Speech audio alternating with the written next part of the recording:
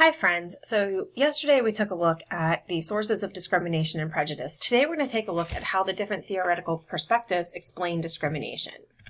So the first theoretical perspective that takes a look at discrimination are the functionalists. The functionalists believe that discrimination helps to strengthen the self-concept of majority group members, that it helps the dominant group feel superior. And again, you have to remember that this desire for superiority is something that is innate to human beings. None of us want to be the low man on the totem pole. However, the functionalists say that for an entity can have both a positive aspect on society, which is a function. It can also have a negative impact on society. The negative impact on society is its dysfunction. So because of discrimination, society cannot benefit from the abilities of minority group members. Could the person who could cure cancer be located in a poor neighborhood? Due to violence, safety, instability, like larger societies also at risk because those things are not as good, if you will, in a more poverty-stricken area where there's more discrimination. The conflict theory says that prejudice and discrimination are used as tools to control minorities. So the majority does this in order to increase the control they have over scarce resources. And the conflict perspective uses how minority groups view one another to kind of solidify their point of view here. Rather than different minority groups oftentimes bonding together and saying like, hey, we understand one another's struggles, they oftentimes view one another as a group, again, as competitors rather than allies. The symbolic interactionists believe that just like how we learn any behavior, that's also how we learn discrimination. That we learn prejudice and discrimination the same way that we learn things like patriotism. That it's also influenced by our language, that we use terms like blackball, blacklist, black market, things like that in our society, which all have a negative connotation, and that this provides a subtle cue to individuals that black is inferior to white, and that we then extrapolate that out into like the color of people's skins. They also feel like that this also becomes a self-fulfilling prophecy. A self-fulfilling prophecy is an expectation that becomes true because it leads to behavior that causes the expectations to become reality. So if a group is treated as being less intelligent and then they accept that they are less intelligent, they will then place less value on education, which leads to them being locked in poverty. So what about specific minority groups in the United States? We have several different minority groups within the United States. So the first group that we're going to take a look at here are Black Americans. Black Americans are one of the largest minority groups in the United States. They are no longer the largest minority group in the United States as of the 2010 census. Black Americans make up about 12.2% of the overall population. It is only very recently that Black Americans have gained both economic and political footholds in the United States. We have seen tremendous strides in terms of we've had our first Black president. So yes, improvements have been made, but we can't yet say that equality is a reality. So why has it taken so long for progress to be made? Well, skin color makes it allegedly easy, if you will, for us to identify individuals. Although we saw at the beginning of this unit that we are really, really terrible at identifying to which race individuals belong. So, this really begins to change with the civil rights movement in the 1950s and 1960s. It's really only in the last 50 years or so that Black Americans have started to truly enjoy constitutional equality.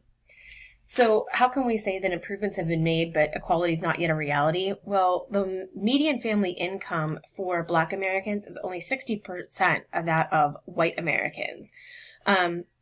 On average, Black Americans only have about $5,000 in wealth versus about $100,000 on average by whites, and are 2 times more likely to live in poverty. The next group that we're going to take a look at here are Hispanic Americans. Hispanic Americans are the fastest growing population in the United States. They are now, as of the 2010 census, the largest minority group in the United States, making up about 13% of the population. It's most often with Hispanic Americans that we find individuals talking about illegal immigration. So There are only about 5 million illegal individuals living in the United States at any point in time. And about 70% of those are considered to be Hispanic. Why? It's geography. Like, it's so much easier for someone to come here illegally from, say, Mexico or one of the Caribbean islands or South America than it is to come from China. So, fewer than 2 out of 5 Hispanic Americans in the United States today are foreign born. So that tells us the vast majority of individuals in the United States that identify as being Hispanic American are here legally. A lot of illegal immigration actually comes from individuals who came here legally on things like a student visa and then say, hey, I don't want to go back after that student visa runs out. And that's what leads to a significant amount of illegal immigration. It's not necessarily people crossing the border without proper paperwork. Anyway, so Hispanic Americans have significantly increasing political power. The individuals who are here, who are registered as citizens and are able to vote, have realized the power of that vote. And so modern day politicians really have to, they have to make themselves likable to Hispanic Americans as a whole, because that's a huge group of individuals who are utilizing their political power. However, this is still a very diverse population. So, like, you know, the commonalities are language and religion, language being Spanish, although there's various different dialects of Spanish that are spoken, and religion, vast majority of Hispanics are Roman Catholic. Other than that, there's not too much that people have in common. So just because someone identifies, or just because you have 2 people who identify as Hispanic American, doesn't mean that they are necessarily, as individuals, anything alike. Employment and educational opportunities for this group are also still worrisome. The median income for Hispanic Americans is only slightly higher than that of African Americans, and 25% of those who identify as being, 25% of those who identify as being Hispanic American live below poverty level. This graphic shows you the population of individuals who identify as being Hispanic by origin. Again, you can see most people come from Mexico. Again, it's geography.